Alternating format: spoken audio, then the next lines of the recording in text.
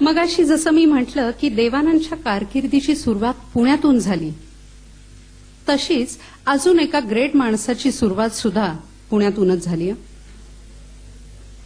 तीही कुठं सांगते एक मिनिटात. देवानंद आणि त्या व्यक्तीची पुण्यातच कामाच्या निमित्तानं गाठ पडली. हळूहळू मैत्री वाढायला लागली. कुठंतरी सूळ त्यांचे जुळतायत असं त्यांना जाणवायला लागलं.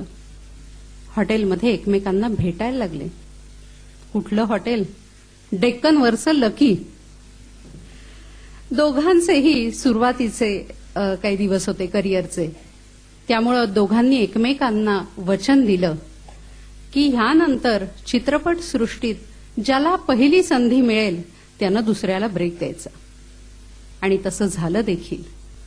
देवानंदचा हळूहळू जम बसायला लागला होता आणि मग त्यांना संधी मिळताच आपल्या या पुण्याच्या खास मित्राला एका चित्रपटाच्या दिग्दर्शनाची संधी दिली. हा चित्रपट होता बाजी. मला वाटतंय तुम्ही ओळखला असेल. आणि त्या ग्रेट माणसाचं नाव होतं गुरुदत्त. गुरुदत्त स्वतःही एक उत्तम अभिनेता आणि उत्तम दिग्दर्शकही होता.